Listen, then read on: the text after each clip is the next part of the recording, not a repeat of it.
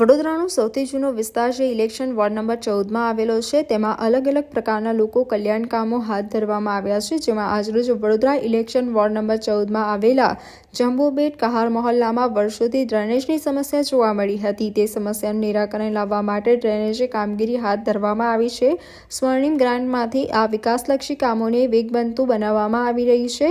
ત્યારે ward number 14માં અલગ અલગ પ્રકારના 10 કામો કરવામાં આવનાર છે, જેમાં ડ્રેનેજ, વરસાદી ગટર તેમજ પાણીની લાઇન વગેરેની કામગીરી હાથ ધરવામાં આવી છે.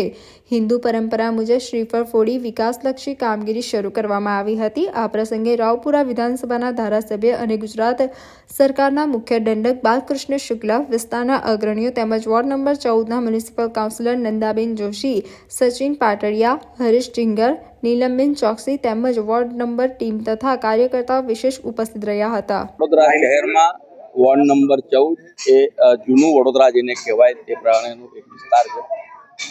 આ વિસ્તારમાં આજે નાગરિકો રહી રહ્યા છે. એ આ વિસ્તારમાં લગભગ 125-150 વર્ષથી રહે છે. મહારાજા સયાજીરાવ ગાયકવાડ સાહેબે જે ડ્રેનેજ લાઇનની સિસ્ટમ ઊભી કરી છે, દેશમાં સૌપ્રથમ વખત તે આજે પણ ઉપયોગી થઈ રહી છે. પરંતુ વસ્તી વધવાના કારણે અને મકાનોની સંખ્યા પણ વધવાના કારણે ડ્રેનેજના પ્રોબ્લેમ ઘણા બધા થતા હોય છે. આ વિસ્તારના અમારા કાઉન્સિલર મિત્રો અને સંગઠનના ટીમ જ્યારે વારંવાર આ વિસ્તારની મુલાકાત કરતા હતા, ત્યારે જે એક મહત્વનો મુદ્દો ધ્યાનમાં આવ્યો.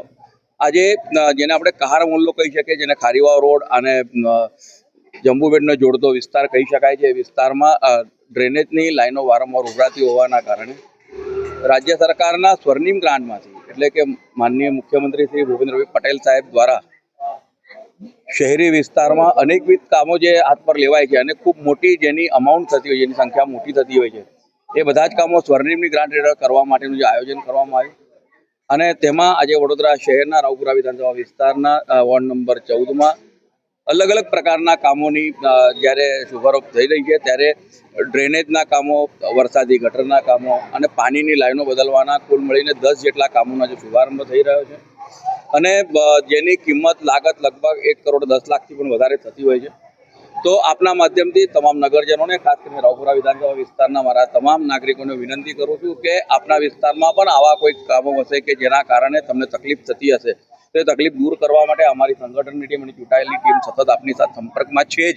આપ જે પણ અમારું ધ્યાન દોરશે, બધા જ કામો પૂર્ણ કરવા માટે અમે કહાર મોહલ્લો વધારે મોટા પ્રમાણમાં છે ટેકરા ઉપર, અને આ રોડથી જે ગટર લાઈન જાય છે, ડ્રેનેજ લાઈન, તો વસ્તી વધવાના કારણે અને બાકીનો વેપાર વધવાના કારણે આ વારંવાર ભરાતી ઉભરાતી લાઈન છે.